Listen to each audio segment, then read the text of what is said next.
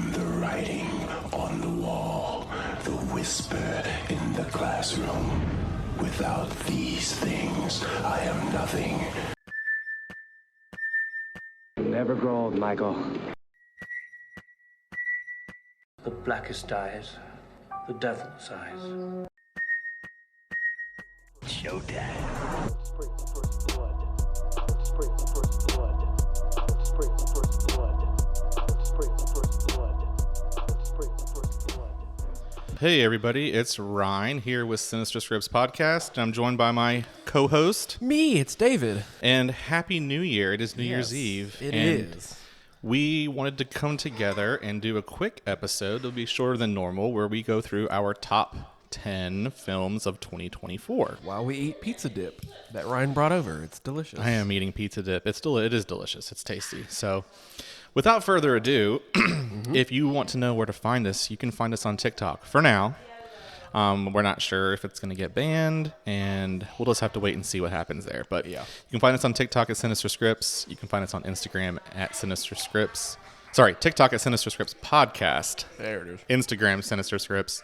And Facebook. Facebook Sinister Scripts as well. So, and you can find our podcast on all your Everything. normal platforms. So check it out. Yes, please. So let's get into it then. So I think I'll start with saying that I think it was a pretty awesome year for horror movies in 2024, both between streaming platforms and what was released in theaters. I didn't get to see enough in theaters, and obviously I still feel like there's a very big one that just came out in Nosferatu that neither of us has gotten a chance to see, so it will be absent from our list for now. Unfortunately, but I'm sure it definitely would have been in the top 4 at least. I think it would take a lot for it to not, be towards the top. I love Robert Eggers, and I love everything he's done, from The Witch to The Lighthouse to, was The Witch, Lighthouse? What else did he do? There's a third one, The Northman. There it is. That was a good one too. So, Yeah. but yeah, so he's done. He does a great job with atmospheric horror. So that's why I thought that Nosferatu was going to be, if nothing else, it was going to look and feel awesome. Oh, yeah, for sure.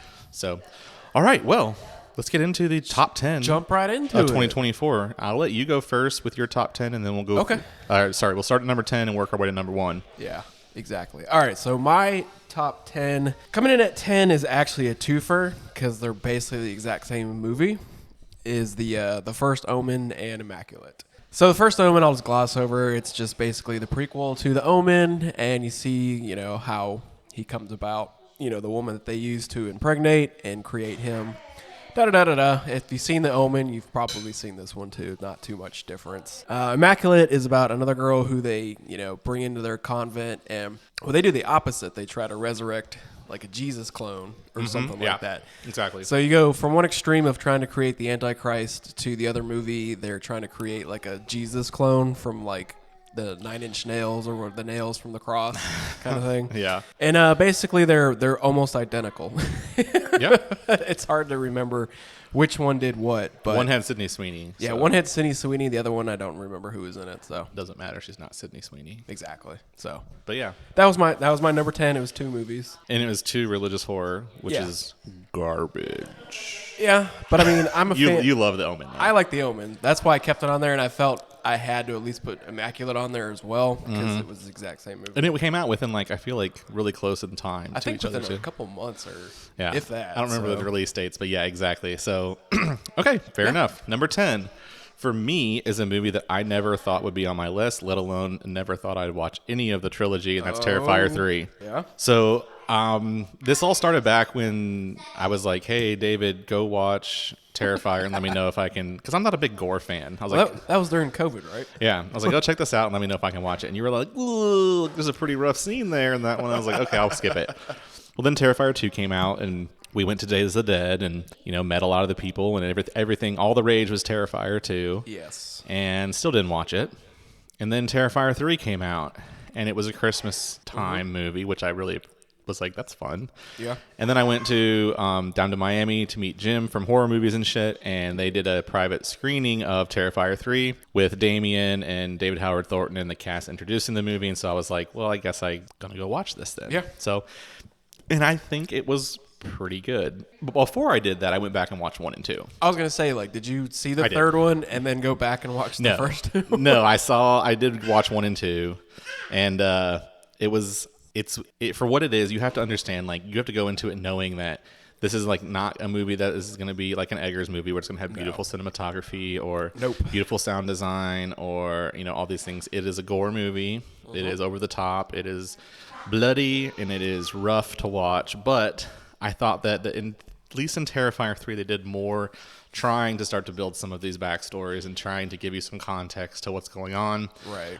Rather than it's just like, hey, is he a demon? Is he a person, Yeah. a real person? A real Like, what is, person, you know what I yeah. mean? So I thought it looked awesome. I loved that there's a scene in it, and you'll know exactly what I'm talking about, where he meets Santa Claus, and it is hilarious because he's like a little kid, like so excited. He's like pointing, and he like sees a picture of Santa, and he's like, "That's you, that's you!" Like, Yeah. it's fucking great. So there's some really good parts, and I thought they did a good job between like the gore and adding a little bit of comedy to it. Don't get it wrong. Don't get it twisted. It is Gorefest. very bloody. It is very difficult. Like, there's one scene, I'll call it the glasturbation scene. Jesus. Um, Is it the shower scene? no, Or a different one? No, Okay. it's you know the girl in like the first one that had her had her face all messed up. Yeah. She basically takes like a broken shard of glass and like pleasures herself with it. Oh, Yeah. okay.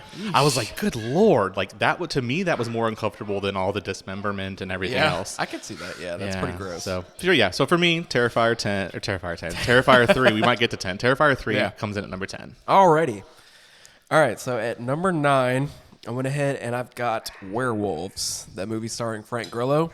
Mm-hmm. I mean, it's about goddamn time we get a good werewolf movie. I agree. And this movie was dope as hell. Like, it's basically like, you know, there's that supermoon, they call it. Mm-hmm. Yeah, and if you're out in the moonlight, is it like 100% chance you turn into a werewolf, or there's like a percentage? They made it sound like there was something in people's DNA where some people changed and some people didn't. Yeah. But it kind of seemed like it was everyone. Yeah. So basically, yeah, they're trying to create this cure from it. So they got these people who volunteer to sit in cages and like sit in the moonlight as it came to see if they turn or not. Well, at first it's like, hey, it's working. Not so much. Exactly. And so Frank Grillo, like, his whole story is like he works for the company, like, but he's also looking after his brother who's passed away. Like, he's looking after his, you know, wife and child, and they're all boarding up, which I thought was cool. So obviously, like, this is what, like, the second time it's happened, like, in the movie. Yeah. So they're like, it's basically like The Purge. Like, they're, you know, boarding up windows. Everybody's getting ready. You got like the freaking Trumper next door neighbor who's like, oh yeah, I'm gonna get ready for this. Time for the werewolf purge. Time for the werewolf purge, like getting all excited about it. And so it's just, you know, like, it's an action movie with tons of guns and werewolves. And the werewolves looked pretty good, I The thought. werewolves looked amazing. I thought they did a pretty good job. Like, it wasn't over the top, horrible CGI. They had No. some practical effects in it, and I thought it was over. I agree with you. It was not on my list, but I would probably put that one as an honorable mention. Yeah, and then let's not forget Lou Diamond Phillips was in it. That's true. Lou Diamond Phillips is a gangster. Like, when it opened up with him, I was like, oh hell yeah. And now, it's now funny we got that, a movie. It's funny that you mentioned like The Purge because Frank Grillo was from Was The Purge. in one of the Purge movies. 2, yeah. I think, wasn't he? 2. It's the one where he's like protecting the Like the first Purge, and then there's another one later on. I think he's in 2, but either way, it Yeah. makes it's funny that Exactly, it's like The Purge so- with vampire or yeah. with werewolves. And it was dope, and there's a werewolf versus werewolf fight, and like there's one of the coolest decapitations I've seen in a long time. That was so sick. That was sick. That was sick. So that was my number 9. All right, for me, number 9 is a movie that a lot of people were super excited for, and a lot of people kind of hated on it. We saw it, and we both loved it because we loved the franchise, and that's Alien Romulus. Oh wow, that's that low on your list? That low on my Okay. list. Yeah, it's because there's so much. And I don't think that's because it's I like hear a ya. indictment on the movie that it No, is. I I think know. it's that everything else is so good. I hear you. Yeah. But Alien Romulus takes place between the first and the second movie, like the original Alien and Alien. So I actually saw somebody took a still of like when they were at the space station, you know, of a ship that was floating in orbit around it, and they're supposedly saying it was Ripley's ship, like in cryosleep. I heard that too. I was like, no shit, but could be. Anyway, so it's basically the bridge between Alien and Aliens, and it's this group of young kids go to this derelict space station to try to get some cryopods so that they can leave this mining colony. And needless to say, that the ship that they're on trying to get these cryopods has facehuggers on it and like the black goo shitload. and yeah, it was basically like a test station for the xenomorph. So you kind of see how that ends. I think that we'll call it the big baddie of that one, like at the end, that really like tall, weird creature was like, wasn't my favorite, but overall, the look and feel of it, like Fede Alvarez did a good job of kind of keeping consistency between the movies, so I appreciated that. If I had to say, did it meet my expectations or let them down? It was a little bit less than what I was expecting. Yeah, like I was so hyped for it, and I still think it was good, but it just was like 7 out of 10, not a 10 out of 10. Right. So for me, number 9, Alien Romulus. Okay. What are we at? 8? 8 for you. 8. Yep. Okay. At 8, I have A Quiet Place Day One. So, which is also like, not on my list. Yeah. Okay. But I liked it. Yeah. No, I mean it was a good part to the trilogy. I don't know if they're going to keep making these movies or not. I'll keep going to see them if they do, kind of thing. But it's cool to have, you have Quiet Place and then Part 2, which are both great movies, and then to actually show what happens when they first show up, I thought was awesome. So, this movie's about a girl, Sam, who's a terminally ill cancer patient. They're taking her and a bunch of other people from the hospice to the city to go watch like some sort of puppet show or whatever. And then that's when the aliens show up. Like they come in like, I guess, meteors. Like comets. Yeah, they come crashing down and just the shit hits the fan immediately. And it's just, you get to see the aftermath of when they first show up, like how quickly like Earth like just started collapsing. And this was just New York.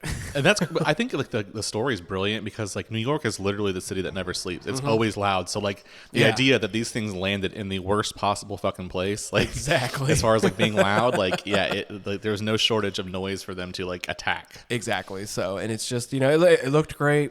Plot was amazing. And after seeing it, like I ended up watching the Part 2 probably about a month or 2 ago because I was like, I hadn't seen this in a while. Right. And homeboy from Gladiator was in that one too. I was like, oh shit, it's the same dude. Like I forget. I always say his name. His name is like Jaimon, something like that. Wansu or something. Yeah. I'm gonna get like Jim listened to our episode on it, and he was like, his name is pronounced this, and I'm like, God damn it, Jim! Right? I'm not a linguistics like professor. Yeah. But I think his name is but the same guy. I know who you're talking about. But I didn't realize that he was in Part 2. After, because it's been so long since I've seen it, and I was like, "Oh shit!" Because he was on the island. Callback, yeah, right? he was on the island. Yeah, I thought that was. I liked the movie too. I like that they did a little bit like it was focusing on the monsters, the aliens, but also it did a lot. They did a really good job with like the whole human nature aspect of like dealing with grief. Like she's dying and she's trying to get to this pizza place in Harlem that her dad used to play at as a jazz musician.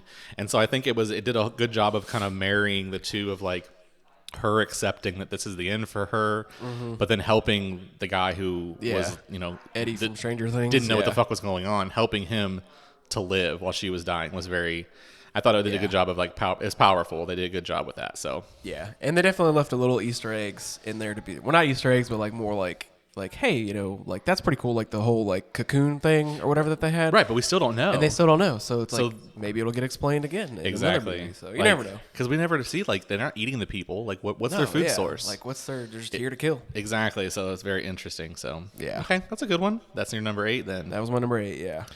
All right, my number 8. I think I have 11 films here. All right, we'll go with let's see here. Son of a bitch. All right, we're gonna go with number 8 is Late Night with the Devil. Okay. All right. This was the one that was shot like kind of like Carson show, like the late night talk show, like a 70s TV show. And they apparently had the girl who was possessed by a demon, basically, by a spirit, and it was basically trying to how that took a wrong turn, and I thought it was really cool. It did feel like you were watching a television show. I like that. Like the commercials, like they did a good job with all that. Yeah, and I thought the acting was really, really good overall. This movie would have been probably like top 3 for me if it wasn't for like the last 15 minutes. Like I did not like when she splits her head open, kind of thing. No, like even after that, when it did the whole cult thing at the end, where he like basically like that's why his wife died was because he joined this like cult to stay super famous and like had this whole like tie-in. And it was all these like weird like psychedelic scenes. Yeah. Okay. Yeah. Which I'm not saying was like it was done well, but it felt like it didn't fit. It felt disjointed to me. Yeah. I was just kind of like, Okay, like I guess that was their way of explaining what he did and why he did it and the repercussions for it. yeah, I mean that's fair. It didn't land personally for Yeah, me, but I get that. Like I said, I feel like the first like 2 3/4 acts were amazing, They're and then like the phenomenal, last yeah. bit, I was just kind of like, that was that really that was it, like like the fucking Manson cult or something. kind of Yeah. thing, like, you know what I mean? Like, okay, all right. But overall, like it was definitely a worthy entry. So. I love that movie. I thought it was great. All right, so that's number 8. You're number 8. All right. So my number 7 was kind of like way under the radar. Mr. Crockett. I still didn't watch that. You one. didn't watch that one? heard it That's was a good good. one. Yeah. So it's basically like the premise is like he is like a child TV show host, like with puppets and stuff like that. And you come to find out later in the movie, like, you know, he's going around like stealing kids. So he's he's like almost like a demon spirit entity sort of thing. So basically, the movie is about this woman trying to get her son back because he's one of the kids that gets stolen through the TV show. And, like, you know, he can come through, like, it's like a VHS tape, an old VHS tape. Okay. That's what kind of, like, what unlocks him. Like, people find the tape and they watch it, and it's that show, and then it's, like, the kids, like, get hypnotized by it. And the next thing you know, like, he appears and can take the kids. And Does he like, kill him or does he just take him? he just takes them. So it's like Freddy Krueger without razor hands and doesn't kill him. Yeah, a little bit, yeah. With a little bit of like Halloween 3 with the Yeah. silver shamrock. Yeah. 8 more days till Halloween.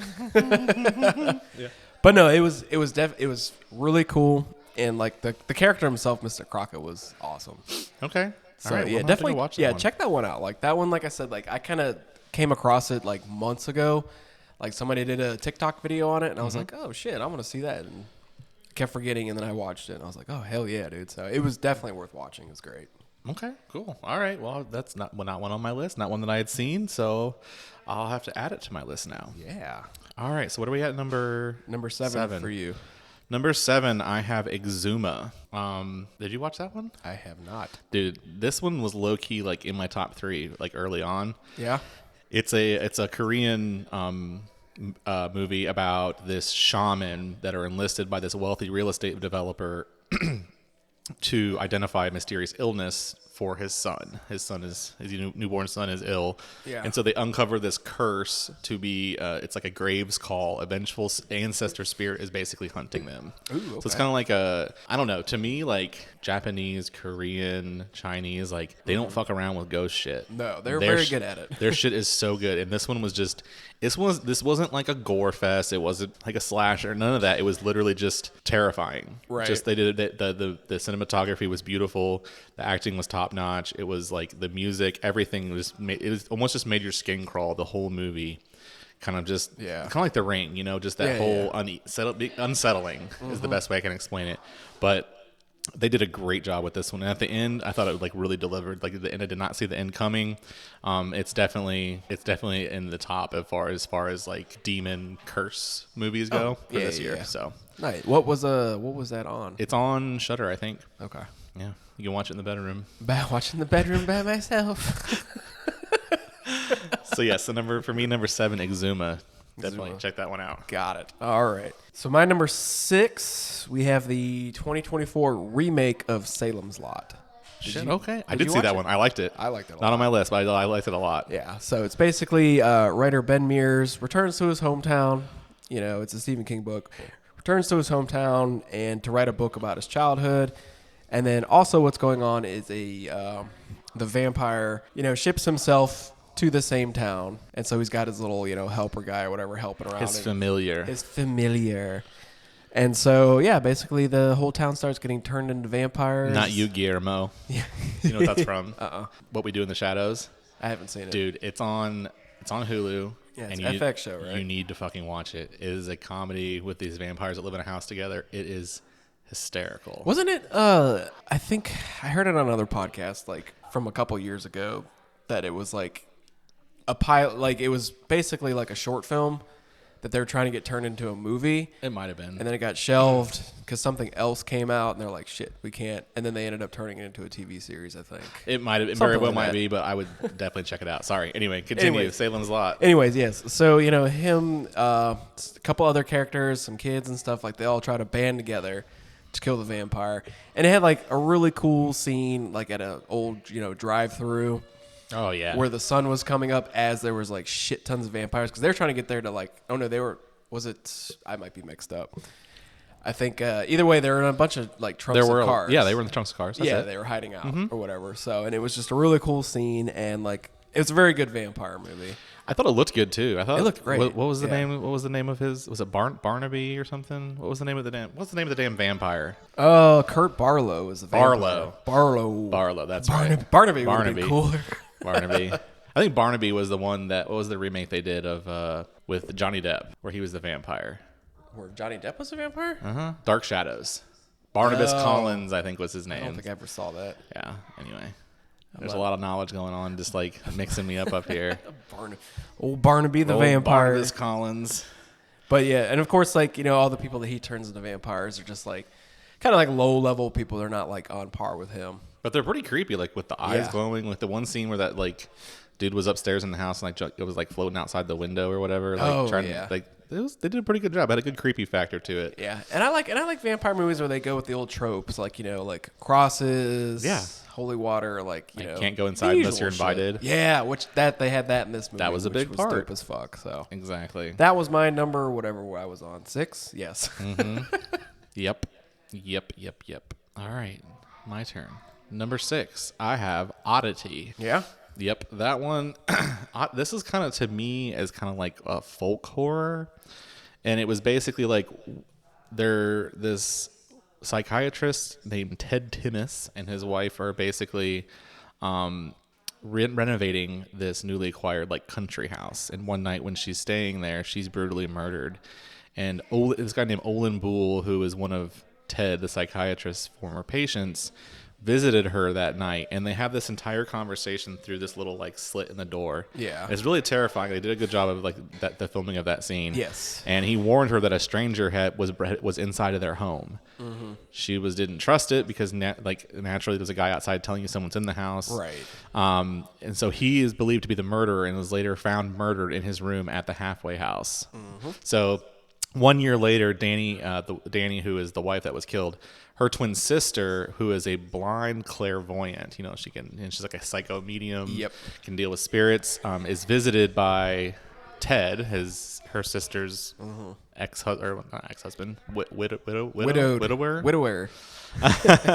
And several days later, she just shows up unexpectedly at the country house where Ted is now living with his new girlfriend. And so a whole there's like this giant, strange, like life-size wooden mannequin. That thing was creepy as fuck. That like it just like shows up and like all this Yeah. like it's basically all this like very like witchy kind of stuff starts happening. Strange Yeah. things start happening, and I'm not going to give you away the ending here as to what really happened, but it was just, again, this is another one of the movies on my list that was just like Exuma. It was just the entire ambiance of the movie, like the sound, and like it was just very unsettling and very creepy. I thought it was just really well done. It was just like this is another movie. So if you're looking for movies and you're not like a big like gore person, check out Exuma and check out Oddity. Oddity is definitely at the top of the list. So I that one was an honorable mention. Like I liked it, but I almost like I liked it and didn't like it, but not for like reasons that really stand out. Like it was good. It was just like something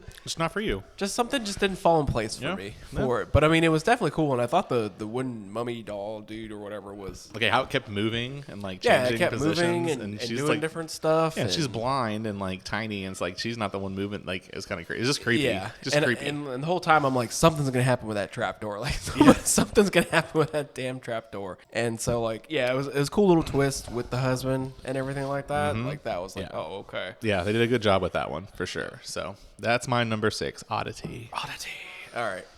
All right. This banger right here, Winnie the Pooh, Blood and Honey 2. Yes, dude, we have not had a single like same number one. I know. That's pretty cool. I don't know if we will. but Haven't. Okay. Well, we'll get We'll over get that. there. We'll get there. Okay. Bloody Honey 2. Yeah, so basically this is just a sequel to the same movie, Winnie the Pooh, Blood and Honey. And so basically this one they throw in Tigger and, Pooh. Owl. An owl. So Pooh, Owl, Piglet, and Tigger, they're all like, all right, enough hiding in this shit. We're going out and we're killing people. And that's basically what they do. Exactly. So Christopher Robin loses his job because everybody doesn't believe him because why would you from the first movie? Mm-hmm. And so it's just they're setting up this whole Pooniverse, which I know you and I are super excited Yeah. about. Like I want to get behind that shit. Neverland's getting ready to come out. Yeah. Was it February? I think limited release. So we got to go check that one out. So, but like I want to get behind these like 110% because they're just so much fun. Yeah. And this movie like ramped up everything like 20 times from the first movie, like costumes. Yep. Just gore, like everything. And Tigger was phenomenal in the movie. Like, let's not beat around the bush here. Agreed. He was amazing. Yeah. Al was super crazy. Mm-hmm.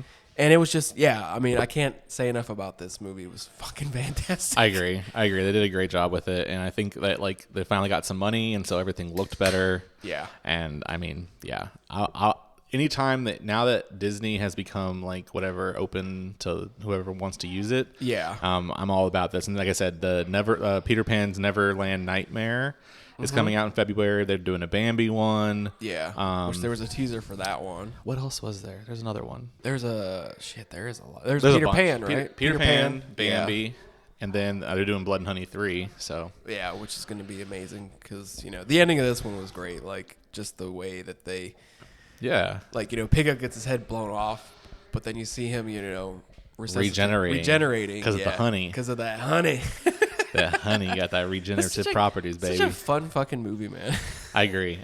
So that's a good one. That's another one not on my list, but Yeah? I appreciate, I All right. respect the fuck out of it. So number 5 for me is not on your list. I can probably guarantee it, and that's Mads. That's my honorable mention. Is it okay? Did you watch that one though? I did, yeah. Dude, that one was so good. This one, Mads, is basically like the way I explained it was like a drug-fueled rampage, like zombie origin story. Basically, Yeah. it opens with this young man at like a drug dealer's place testing some new product. On the way back to the city, he pulls over to assess, like he drops a cigarette and he pulls over to assess the damage on his dad's car because he's driving his dad's car. Yep. Dad's out of town. And a mutilated woman jumps in the passenger seat. She refuses to leave. And like, it's like she plays this weird recording. It makes it sound like she was like an experiment on. Yeah, I guess she couldn't talk. Right. Or it was. I know he was French, so. Yeah. So he drives off and things pretty much immediately go wrong. Like she started stabbing herself in his house. And then needless to say, his night would be ruined. But then he goes out to like a party and like it's just like I don't know how to explain it other than like it's just, and it's, first of all, this film is a single shot, Which was fucking amazing. yeah, like there's no cuts. It is a single shot that follows him from like scene to scene into this party, and like it's basically showing the outbreaks of like a virus Yeah. or like a zombie Yep. virus of some sort, or contagion. And it's just, I don't know, it was a trip. Like Yeah. the movie was shot in such a way that almost made like with like flashing lights and Mm-hmm. sounds and the shaky camera, almost like making you feel like you're on drugs while you're watching. Yeah, it. like it you're almost there fucks you with up. them. Yeah. Yeah. And then like the end when the woman is like clearly like infected or whatever, and she's just like covered in blood and like laughing just maniacally. Yeah. Like, and like the soldier is there, and like that whole scene with the soldier at the end, like it was just where they're starting to seal off the city because shit's gone wrong. Yep. Like it was a masterpiece. They did a great job, and I like the fact of them being like clearly there's some sort of zombie thing, but they're not coming out and say it. It's not saying Yeah, zombies. because they weren't really like eating people per se. They- Like, it was more like the thing from The Sadness. yes, Where they're just fucking crazy. Where they're There's crazy as hell, yeah. maniacs, lunatics. Like it's more like that than it was like actual like what's the one with Brad Pitt? oh, War Z. Yeah, like less that, more like sadness, like 28 Yeah, days because later. there's that kinda whole thing. scene where the two girls are on the moped and one of them's infected, the other one's And she's just like not. laughing and screaming Yeah. and like blood. Like, But she's not like attacking the girl Right. or anything like that. So it's a very weird virus that you don't really know exactly how it affects them and what they do. exactly. But I just thought it was like really like brilliantly shot. exactly. I thought it was really well done. I just thought it was a lot of fun to watch. And so that one, it is streaming on Shudder. If you haven't seen that one, Yeah. highly recommend that. Which, like, I was thinking about that, how you said, like, it's one continuous shot. So it's like, that must be hard if they have to, like, cut and, like, somebody screws up and they're like, all right, like, just to get back to the exact spot where they stopped. Either that or they just roll cameras the whole time and then just like Yeah, so cut out fuck what it. they don't need. Like I don't know. I mean, I don't know. Like I'd be interested to ask like a filmmaker like how do you accomplish that? Because that's freaking amazing. Yeah. The way that movie was Yeah, done. so yeah, number 5, Mads. Yeah. So that was also another one that was like, it fell in like oddity. Like I loved it. There's something off on it, but not in a bad way to keep it off my list.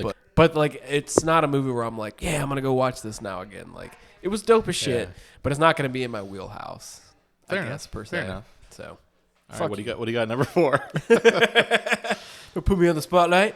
Number 4 is I have Late Night with the Devil, so you already went over with that one. All right, so. 4. We won't spend a bunch more time on that. We've talked about it. Number 4 for me. I also haven't heard on your list. Not sure if it's higher, but I put stop motion. I haven't seen that one. Dude, stop motion is so friggin' good. You told me to watch it after you did. So basically, the high level plot for this one is this a renowned stop motion animator. She gets arthritis, and so she starts to have her daughter help her to complete this film that she's been working on, and her mom's kind of a piece of shit. She overworks her. She's very abusive verbally and like even like physically, I guess, hits her or whatever. But, Yeah. and then the mother suffers a stroke and she goes into like this comatose state. So Ella has to start finishing the film on her own. And so as you can imagine, Ella has kind of like imposter syndrome. Like she's not good enough. My mom's the best. I'll never be as good as she is. And so, Ella's boyfriend Tom invites her to live with him while she recovers, but she said she has to, she moves into like this semi-abandoned apartment building to continue finishing the film. Yeah. She's, kind of befriends this young girl that's living in the building, and she shows an interest in the film, and and the little girl calls the story boring and starts giving Ella these different storylines to work through, like this young girl's lost in the woods. And so basically this, develops this news story of this little girl hiding from this entity that she calls the Ash Man. Ooh, okay. And she creates this model, and then like it's basically this whole story of her like trying to like please someone else again, this little girl now with this story, and create these characters. And she starts making the little stop motion characters like out of like actual like meat and like.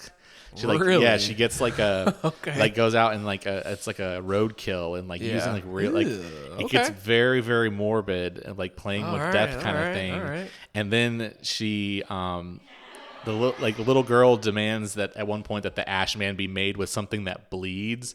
So Jesus. Ella cuts open these stitches on her leg and pulls out like a strip of her own muscle. Oh so, my God. It gets like there's a couple of scenes in it that it's like towards the end where I was like, yo, like this is kind of crazy. But it was very, like I said, if you're squeamish, there's a few scenes that are kind of, and so basically it's like, it also follows like her descent into madness kind of. Right. Like she's kind of losing it, trying for this approval. Yeah. But, and then like at one point, Ella unalives the little girl. Ooh, okay. And at the end, it's like the little girl telling Ella that she loves the film. And I'm like, she's clearly seeing shit because she's dead. Right. But this movie is absolutely brilliant. They did a great job. I love stop motion anyway. Yeah. It's almost like claymation. It reminds me of like that. Is there a lot of stuff in the movie where they kind of show? Oh yeah. Is it? Okay. They like it shows her like with the cameras and like setting up the scene. Yeah. Like taking them pictures and then like stitching them together. Like it's a lot of like stop motion background. So you should definitely. I highly recommend Shudder. Bedtime movie. Yeah, bedtime movie. All right, for those of y'all who don't know, the only TV in my house that gets Shudder is the one in my bedroom, apparently. We can't figure out how to get it to work on the other TV for him, so. Yeah, it just, happens, so. But I love my wife, and I love hanging out with her outside of the bedroom watching movies, so therefore I can't watch Shudder. Oh, that felt worse. Well, you came in here, finger guns I also blazing. feel like I need a shower. I feel dirty. I don't want to know about y'all's bedroom shenanigans. Whatever. All right, so we're up to we're in our top 3 now. Top 3. All right, we might have some. We might have. There's one. I still think there has to be. Looking at my list, there's one. No, sorry. There's 2 that I think will be on both of our top 3s. There has to be because the only other one I have, you've already done on one. So. All right. Anywho's. All right. So I just watched this movie this morning. Smile 2. That movie was. I love the first one, I did too. and this one like did not hold back. It was even better. And what was funny was because I was hanging out with my mom last week, and she's like, "Yeah, I watched Smile 2. Did you see that yet?" And I'm like, "When the fuck did you see it? How have you seen it before?" You're like, I did?" run a horror podcast, and I have my mother has seen it, and I My haven't. mother has seen it before I have. So, but I love how it picks up right after the first one. Yep. You know, With the Joel. Yeah, the girl's brother has it, and he goes into that drug dealer's house, and he's like, I love how he's trying to give it to them, and then he fucks up, and then some little turd guy's in there. He's like, "Oh God, don't kill me, don't kill me," and then he ends up getting it, and then oh my God, and then he runs out the door and just gets. Yeah, that scene was. I was like, because they're showing like the blood trail. He gets hit by a truck running out of the drug dealer's house because a bunch of others show up, so he runs out of there. I love that they show this smear of blood. And the first thing you see is a foot, a lopped up foot. And I'm like, oh my God. Yeah. That first scene, that first like, I don't know, what, 7-10 minutes was pretty awesome. It was like fucking intense. Intense as hell. So the little guy who was there to buy drugs, turns out he's a drug dealer. And so he actually supplies to pop star Sky Riley, who they went to high school with together. So that's how she knows him. And so she goes there because she's just getting back after a year hiatus after her and her boyfriend like got into a drunk accident. Car accident. And then he perished. She didn't, but she fucked her back up, obviously. Like she's got scars and all that kind of stuff. So she's there to get some Vicodin, and he is batshit crazy because he obviously has the smile curse or whatever. Yep. So then, of course, it gets transferred to her. And then what you get is, which when I first saw it was 2 hours and 7 minutes. I was like, shit. It was long. But I appreciate it now, like actually thinking about it. It was like they needed that much to show her side of the story because choosing a pop singer who has like that influential with that many people eyes on her, and the fact that her backstory was that she was a recovering alcoholic. She had quit for a year and all that stuff. Like it just fleshed out perfectly the way that they did that because it was just like, who's going to believe a word that she says? Because like a junkie, yeah, basically. they think she's a junkie, and all that shit. So it's a lot like the first one, descending into madness because of all this. And the actress, it was played brilliantly. Like Yeah. I've never seen someone like play that descent to madness more perfectly. Right, yeah, she crushed it. What was it, Naomi Scott? Yep. Which I remember her. She was in the that Power Rangers reboot movie from a few years ago. I did not see that one. Which was actually dope as hell. But like my son used to watch it like over and over again when he was like 4 or 5. And it's actually pretty good. But she played the Pink Ranger. Anywho, Okay. I digress. But the ending was phenomenal. Dude, that smile monster is so awesome. Oh my God. Because I forgot what he looked like. It's all practical. Yeah, like I saw it behind the scenes where they like showed like Did you? the model or the mask. That thing is huge. Massive. And I loved it. And I was, oh my God. Like, because the first movie is so great. And I just watched it for the first time this year when we did our 31 days of Halloween. And that was one of my days. Watched it twice. My wife got mad at me this morning because she came out and she's like, "Oh, you're watching Smile 2 without me? Cool." Yeah, thanks, Jake. And I was like, "Oh, we can watch it again." That's awesome. It was so good. It was fucking great. So same thing when I put together the list for the 31 days of Halloween. Obviously we watched them all like at the same time and rotated making the videos and stuff, and like I hadn't seen this first Smile either, so when I watched it we were both like, yo, we slept on this one, right? And then when the second one came out and people were like kind of hyping it and they were like, it's better than the first one, and I was like, really? Like I thought the first one was pretty good, right? Like how do you get better than that? I'm interested to see like if they continue with these, like if they give you more backs. I mean, I guess it's just like a curse. It's a curse with a weird demon monster, Right, but like I'm just like, how did they get? I want an origin story. Give me a day one. Like, who was the first person that saw someone die that all of a sudden got this like ancient, weird ancient thing? But like, give me an origin story, but don't screw it up. It's gotta be picture perfect. Yeah. Otherwise, it takes everything away from it. I agree. So maybe like if they can't think of something that good, then don't. I'm fine with. Give me Smile 3, and if you know how the way the movie ends, give me Smile 3 like on a huge ass budget with like, because God only knows where they could take it from there. Yeah, exactly. Because of the ending. Exactly. Okay. But yes, okay. So there was our first overlap. So yeah, it's not my number 3, but my number 3 will start there. It was Long Legs. Yeah, there it is. So we saw this one in theaters, and as everyone knows, I've never seen a better like promoting of the movie than this. Like they promoted the hell out of this movie of making like nobody knew what it was about. No. Like, is this about a fucking spider? What are we like? What? Right? Just Like- judging by the name. Like yeah. it just looks scary, and they like all this promotion of like scariest movie ever made, blah blah blah. Like it's not that. No, it's for not. those of you listening, it's not the scariest movie ever made, but it was very good. That was fantastic. Nicolas Cage. Nicolas Cage was crushed it, and he was amazing. only in it for whatever 15 minutes. if that. So if Longlegs, it's basically kind of like it does have a lot of Silence of the Lambs vibes to it. It is set in the 70s, and basically follows an FBI. No, I think it was the 90s because remember they got a picture of Bill Clinton. Well, it started in 1974. You're right. The beginning. I'm the sorry. beginning. No, yeah. So the beginning was in 1974. A young girl was like mysteriously approached by this like weird guy in pale Creepy makeup. albino. Yeah. Let me in. It'll be That, nice. that first jump scare, dude. When we were in the theater, I actually jumped. I was like, "Holy shit!" Yeah. And it's like that. You don't even see anything. No, and it's because you that can only see quick. like part of his face. But that creeped me the hell out. I was like, "Man, we're in for a good." Exactly. So then basically, 20 years later, so in Bill Clinton, 90s, Yeah. FBI agent Lee Harker, the little girl, becomes this FBI agent who it has possible kind of like clairvoyance. Like she's Yeah. she's They kind of never like this. explained it. No, it's kind of like just Just more like a hunch. Yeah. She's got that fucking gumshoe hunch. Yes. We'll go So with that. she's assigned this case by her supervisor. Some murder suicides, and each one involves a father killing his family and himself, leaving behind a letter with some satanic coding signed Longlegs. Yep. So you can see the Silence of the Lambs, the the basically, Zodiac killer. Zodiac killer, like Yeah. a lot of these vibes. But I assure you, I'm not going to give you the ending away, but it is not what you think. No. Because I didn't see it coming. David didn't see it coming. Absolutely not. But it's brilliantly shot. The acting is great, and it's written and directed by Osgood Perkins. You know who Osgood Perkins is? Not right now. I don't. Osgood Perkins. Did you? I know you've seen it, and don't lie to me. Did you ever see Legally Blonde? I may have at some point in my life. So when she went to Harvard, and there was like a scene where these girls were being mean to this guy for being a nerd, and he was like trying to ask them out. And they're like, "No, look at you." And then she like faked this whole thing. She's like, "Thanks for giving me the best night of sex that I've ever had in my life." Blah blah blah blah. It helps him out, and these girls are like, "So when do you want to go out?"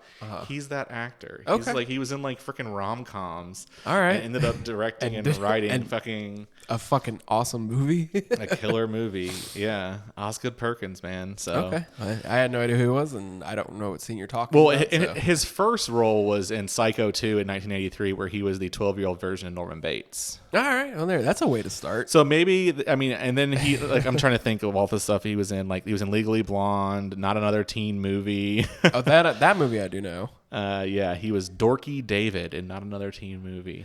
Oh, was he like the friend that was think like so. friend with the plain Jane Yeah, girl? I think so. Okay. So, but yeah, he got into directing and writing. Oh, he. so. Oh, shit. All right. Good for him. So yeah, so Longlegs, if you're into true crime, if you're into like a thriller with a little bit of like a supernatural twist, highly recommend Longlegs. It is streaming out there now. It's amazing. That's my number 3. That's your number 3? Okay. Yeah. Well, we're gonna be skipping some of mine because Because- my number 2 is Alien Romulus, Okay. Listen, which is only that high because you know my love for the Alien franchise. yep. And, you know, like, I loved it. Sure, there was some stuff that was kind of like, really? But that's any goddamn movie. Mm-hmm. So, but it's a great, nice, good entry to kickstart this franchise back to the way it needs to be Yeah. and not like a PG-13 Alien vs. Predator kind of thing. And away from the Prometheus stuff. It's not bad. It's not my cup of tea. Even though there was the goo. Even though there was the goo, but they didn't really lean on it or fall back on it too much. It was there, but it didn't need to be. Anyways, Yep. that was my number 2 Okay. because it's Alien. All right. Fair enough. That was on my honorable mention. But No, it wasn't. or no, it wasn't number 9. Yeah, that was in your That was list. number 9. Sorry. Number 2 for me, we just talked about, was Smile 2. There you go. So okay. we won't go into that one. So that was my number 2. Yep. And so I guess we're down into the number 1, which Or we know which- is different. Well, let's do some honorable mentions. real Okay. quick before Okay. we So jump into there. I'll do my honorable mention first. I have 2 honorable mentions. One of them, the first one is In a Violent Nature. Same. I had it. So for those of you who aren't familiar, In a Violent Nature was a slasher filmed from the point of view of the killer. So like Yeah. third person, like, and it had no soundtrack. So Nope. it was literally just crunching of leaves, walking through the woods as this killer Johnny was resurrected from the dead because these young kids stole a locket or a necklace or Yeah, something necklace off. from He- yeah. from a fire tower, burned down fire tower. Burned down fire tower, yeah. And so he's out to basically get the locket back because I think it was Yeah. his mother's, is how they explained it. Mm-hmm. They gave you some backstory on Johnny, who was a kid on a logging site, and he was, he ended up falling to his death because of a prank. And now he's kind of like haunting it. Yeah. So it's well, kind of, well, yeah, he wasn't a kid. He was just a mentally challenged. that's right. Okay. You're right. You're right. Grown up or whatever. So it was Teenager, whatever. teenager or whatever. I mean, it's a lot like Jason, Yes, exactly. which is fine. And I think that even the wardrobe, everything, it even felt like Jason. And that's what a lot of people's qualms with it were like, it was slow, it was Yeah. boring, it was too much like Jason. And you watch this movie for the kills. The kills were awesome. Oh my God, they were. Yes. One in particular probably cemented itself in like kill Easily. history for horrors. Easily. Like for those of you who haven't seen it, just check out the yoga scene. Yeah, even if you Yoga just, Kill. Yoga Kill. If you watch that one, that it was pretty gnarly. It's but so great. I like the movie. I like a slow burn. Yeah. It in doesn't bother in the me. theaters, it was amazing. Right, because it Seeing was it. literally like this. Because you always wonder, like, well, what's going on whenever Jason or Michael is not busy murdering teenagers having Right, sex. like what is he doing? Well, I can tell you, he's walking a lot, to his next victim. and he's watching, and he's Yeah. listening, and so like a lot of people were like, "Oh, so boring." And I know you gave it another watch where you're like, "I just fast forwarded and watched the kills again," and Yeah. and so it kind of like lost a little bit of its luster, maybe, but. Only because I had to do it for the 31 Days of Halloween video. I didn't have the time to sit there and do it to get the gist of it. I knew it all just from seeing it the first You're like, time. if I fast forward, the actual action of the movie lasted 9 minutes. I don't even know if it was that much. and the last 15 minutes were unnecessary. Yes. It was like this whole like dialogue, which the dialogue was fine. It didn't fucking deliver on There was no anything. payoff. No They kept payoff. looking to the woods, and I was like, man, if he would have popped out and grabbed her, or if he just would have been standing Just there. or jump scare of him coming out, Yeah. cut to the freeze frame like they did in Friday the 13th. or Something. freeze frame, credits. would have been way better. It would have done something. But overall, I have it as an honorable mention. It just missed the top 10. Yeah. And then my other honorable mention was Infested, which is a French film that came out in 2023, technically in France, but didn't release in the U.S. till 2024. Yeah. And it is a spider creature movie. I love creature movies. Like Jaws is probably one of the Yeah. top, obviously with Alien and Aliens being in the top two. But Infested was basically this guy who is kind of looks like... I hate the word thug, but he was like a young gang member, but gotten out of the life. Yeah, because he was just selling shoes and that guy. Yeah, he kept was being selling like, "You shoes selling and drugs?" lived in a neighborhood or lived in an apartment complex that was kind of like he was trying to get out of the projects, but he was Yeah, he's just making a living. but he was also like an exotic species aficionado, we'll call it. Yeah, he he had like had a all lot these of that. lizards and spiders and snakes in his room and all these terrariums. Yeah. And he got this spider from his guy. yeah, like, like, so like a just- gas station attendant. Yeah, like some fucking guy his like back in his room. back room who's selling like weird, like anyway, dealing in this exotic species dealer gets this spider. Spider turns out to be That doesn't no fuck bueno, around. and it gets loose in the apartment, and it basically takes over, reproduces super fast. Yeah. We've all seen Arachnophobia. Okay, we know like that's the pinnacle of spider movies. Yeah, This one was fucking scary. They did a good job with this one. Yeah, they no, did it it was- overall like. because they got big. Yeah. they got like the size of like a little bit smaller than like a medium dog, I would say. Right. Well, Yeah. and not to be confused with another spider movie that came out within like the same 2 weeks, which was Sting. I still got to see that. I watched that one, and that was the same kind of thing. Like, oh, spider gets out, it gets big. That one was more campy. This one was more to was me it? like realistic. Yeah. I mean, obviously, a spider the size of a dog is probably not possible, but But this still. one was at least closer to like what it would be like if actual spiders took over a building. Right. And it was terrifying because anything crawling, I don't like it. So those were my 2 honorable mentions. Okay. I'm going through my list because I just, like I said, I wrote down everything that I had watched this year. Doesn't necessarily mean it was good. I'm surprised you can spell all that. It's a big day for it's you. on a computer, man. It's a big day for you. I knew Thurgood Jenkins. So, I got, Night Swim was an honorable mention. Okay. That was- I thought it was terrible. You didn't, yeah, I mean, I thought you said it was bad. It's not bad. It's I'm not trying to throw you under the bus. I just thought maybe it wasn't you. Maybe it was people said it was bad. people said it was bad. Like to me. Okay, it's almost like a reimagining of Poltergeist, just not as crazy. It's just stuck in a pool. Okay. Like, yes, it was because like you think about it now, like Poltergeist was like a PG or movie. They're here. They're here. And it's like, yeah, it's stuck to this, there's this freaking, ghostly spirits like in this pool, and they're haunting these people that buy the house. Dad goes crazy, and it's, what's his fucking, Kurt Russell's kid Oh, okay. is the main. You said you saw it. I haven't seen it. Oh, you haven't? No. Oh. Well, go see it. It's worth the watch. It's not All right. terrible. It's just kind of like, oh, it's a PG. Oh, it's basically Wyatt Russell. Yes, I Wyatt do Russell, know. yeah.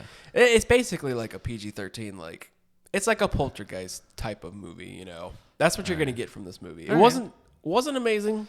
It wasn't terrible. All right. It just felt like there was something missing, which is a common thing that I keep saying tonight. I've been drinking, so get off my back. Wyatt does look kind of like Kurt. Yeah, he does. All right. And then else let's you got? see. I only watched half of Mousetrap. That was stupid as fuck. Good. A Tarot, just because I saw it with my kid. Jones liked it a lot. Like, it was decent. I know you watched it. You said it sucked. I said it was the worst movie of 2024. Yeah. It can't be because you didn't watch the first half of Mousetrap that I watched. That's true. It was But plenty that of- one's more geared towards younger kids anyways, Yeah. I feel like. It was. I felt like it wanted to. Oh no, that was a 2023 movie. I was like, how did that not like talk to me? It kind of reminded me of like the whole like it was like a party game, the tarot cards. Like, look at us, we're cool Dude, little talk to me, teenagers. talk to me, fucks. That Yeah. movie's so good. So I'll go with Maxine. Did you see that? Yeah, that was What'd good. you think? So in the trilogy, I think it's my the least weakest. favorite. It's the weakest. I see a lot of people liked Pearl. I liked X the most. I did too. Then Pearl and then Maxine. Pearl I only enjoyed because it was like her descent Yeah. into the madness. I like the whole like 70s grindhouse like porno shoot like Texas Chainsaw. I like that feel of the first of X. of X, yes. No, X was phenomenal. And Jenna Ortega is great too. So Yeah, obviously. and then Pearl was like, okay, it's kind of a different origin-ish I'm a star. story, which was cool. I kind of enjoyed that, but I didn't really care enough about the character in the first movie to warrant a Right, sequel, I guess. right. And then Maxine, it fell flat. Like, I just watched it and I was like, oh, and then I was like, what was like her dad was like the head of the weird cult. Or whatever. cult. And there's like a shootout in somebody's like backyard of a Hollywood. Like, But I mean, and if you ever want to see a Nard explode, I told you, I texted you that. I was like, bro. dude, yeah, like legit, like popping a grape. Yeah, like she curb stomps this dude's nads. It was disgusting. Yeah, so But overall, like I felt like it fell flat. I did too. That was one of the higher anticipated ones, and I actually waited till it came on HBO or whatever, Same. and then I watched it and I was like, meh. Yeah. I was like, oh. That's how we're gonna Okay. finish that one off. Alrighty. With a meh. Yeah. Like not even a full happy ending. Yeah. It's like just a. Heh. Not even a quick reach around. That is correct. The only other movie I had on here that we hadn't talked about, well, Cuckoo, that movie sucked. So I got like someone like had a copy of it and was like, hey, check it out, and I started watching it and I was just like, I'm bored, It was dumb as fuck. and I wanted to love it too. I did too. Like I the wanted to love it. first half hour or so, it's like, okay, something cool is gonna come from Yeah, this. I And wouldn't it know. didn't. And it didn't. I'll watch it eventually. Probably I'll get bored Just enough one don't. day. Like, just don't waste your Watch time. the first half of Mousetrap. So that means we still have our number ones to get to. Oh yeah, that's right. Okay, What's your number one? my number one. Oh, we can just gloss over because you already had it. Long It was legs? Long legs. Yeah. Okay, fair enough. Fair So enough. I want to hear. Well, you already told me that this morning, or Yeah. no, when you came over. So Yeah, my number one is The Substance. The Substance. Yep, Yeah. finally actually watched it with Melissa last a couple nights ago, and because I was like, so this movie's brilliant for a couple of reasons. One, it addresses a very real, I would say, problem, and that's like how women are viewed in today's society. Okay. This movie is about Demi Moore's character who has a workout show like on a network television. Yeah. And she's aging. She's, I think in real life I think she's over 60, but in the movie I think they said that she was like in her 40s or 50s or something. Okay. And basically she gets fired because they need someone younger and hotter and sexier.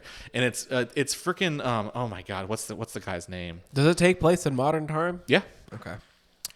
Dennis Quaid, dude, fucking like he plays the skeezy guy who runs the network, and he's like, we need someone with bigger tits and tighter ass, and like you just gotta like grab, like he's just like this, he does the over personification of like what it means to be like a rich White corporate American. white corporate guy who's just a fucking skeezy piece of shit. Right. Okay. So she gets fired, and because she's not young enough, and so she's trying to figure out. She's having kind of an existential crisis of like, what do I do now? Right. Yeah. I spent my whole career. She was an actress who was in like a King Kong movie or some shit. Like, okay. And then she had this show for years. That's her whole identity.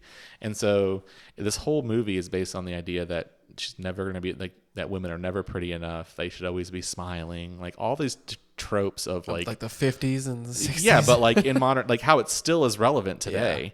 And so she gets into a car accident, and while she's in the room, the doctor leaves, and like the nurse, it's a male nurse, and he's like one more exam. He like feels her spine, and he's like, oh yeah, you're a great candidate. And she's like, what the fuck? Yeah. And then he's like, she sees a birthmark on his arm, and then she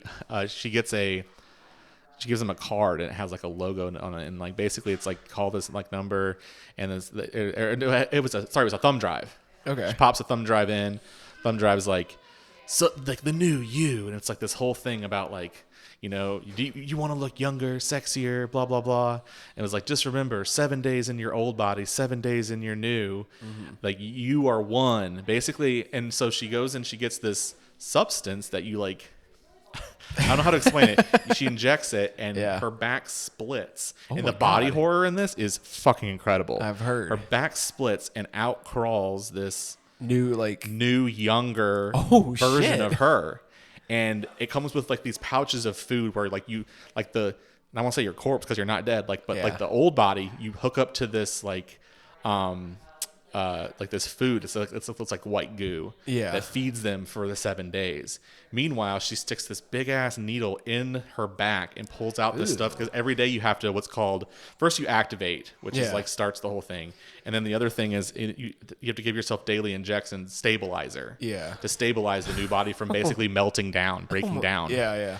And the rules, it's like fucking Gremlins. There's rules. Always rules. Like the only rule is 1 week in the old body, 1 week in the new body. Yeah. At the end of 7 days, you have to do this thing called switch, where it switches you back. Yeah. That's the only rule. So this movie is basically like the younger body gets greedy and wants to take more time because she's having a successful career, because the younger body ends up getting the new television show. So they get rid of her old show, her old workout show, and the younger body gets this new hip version. So what happens after the 7 days in the old, 7 days in the new? If you take too much time to herself? Yeah, she just goes back to like Demi Moore. What she was before she took the shit. Right. But as you start to take more, if she's like I think the first time it was a few hours, when she did the switch, she woke up, her hand was all like fucking necrosis. It was all fucked up. And so as she took more and more time, she turned into like this crazy grotesque being. And let me tell you, when I say the body horror, like think The Fly, think The Thing, Brumblefly. And at the end, dude, the ending scene is fucking nuts. Is it? I'm gonna say 2 words, and it's gonna be blood cannon. Just remember that, because that's what you're about to see. It's ridiculous. But I like that they took something that was like a very real like problem. Like women constantly feel bad about themselves. They have to like doing all this like creams and salves and shit. Like meanwhile, it's like Scuzzbucket fucking studio owners. Magoo. I'm like, look at this guy. He's disgusting. Why does nobody care what his ass looks like? Like look at this fucking guy. So absolutely, like. So it sounds like Death Becomes Her on steroids. That's what Melissa said. Melissa was like, so this is Death Becomes Her? Kind of, but just no comedy. Yeah. It's very much like and not long-lasting effects, apparently. Yeah. Well, if you don't follow rules, yes. All I'll say is like as she turns into more of a grotesque being, is that Demi Moore should play a witch in a movie sometime, because there's a couple scenes that are really, really funny. Yeah. And You just gotta watch it. Like it was, I think we bought it on Fandango at home, like Vudu or whatever. Okay. And it was like $3.99. Total worth it. Gotcha. You can download like there's a Mubi, MUBI, Like It's like- movies from the Kevin Smith films. something like that. But it's like a streaming service, and you Okay. can it's like you can do a 7-day trial. It's streaming for free on there if you want to go that route. But Yeah. highly recommend like. Okay. If you're gonna pay $3 to watch a movie, watch The Substance because it was the best horror movie of the year. Okay. Well, it sounds like I should probably just buy the movie then. or that. Just find it on 'Cause if it's Steelbook. that good, It is that good. I'm not gonna spend $3 and then be like, that was awesome. No, I'm gonna buy it. Like I may as well keep my $3. Find the Steelbook, man. The 4K, whatever you gotta do. Get that 4K Steelbook. Yeah, it's all about that collector mentality. So that does it for me at number 1. There it is. Top 10, y'all. Anyway, if you've enjoyed the show, thanks for listening. Check out some of the movies we've listed. Most of them are streaming on various services. A lot on Shudder, Yeah. HBO Max, Hulu. A lot of these are out there by now. The only ones that, like I said, Substance is newer, Smile 2 is newer, but the rest of them. Well, Smile 2's on Paramount. Is it on Paramount now? Yeah. Okay. That's where I watched it. So. But yeah, so I mean, obviously, with that being said, we didn't include Heretic because we haven't seen that one haven't seen yet, it. and we haven't seen Nosferatu. Those are two Yeah, that are those are the constantly two. on people's lists that may make it into this and shift some of these out. But Yeah, for sure. I mean, maybe on our next episode that we record, we'll have to do like an intro and be like, "Hey, we finally saw these movies." Yeah, so our top Updated. 10 is Updated. Heretic and And Nosferatu. and Nosferatu 1 and and 2. nothing else. And exactly. So, but yeah, thanks for listening. And Yeah, like thanks, I said, go check out. You can find us on Facebook, Sinister Scripts, Sinister Yep. Scripts on Instagram, Sinister Scripts Podcast on TikTok. Hopefully TikTok doesn't go away. And go out there and subscribe to the podcast. Check us out. We got some good stuff, y'all. Thanks for listening, y'all. Happy New Year's, Happy y'all. New Year. Bye. Bye. I do wish we could chat longer, but I'm having an old friend for dinner. Bye.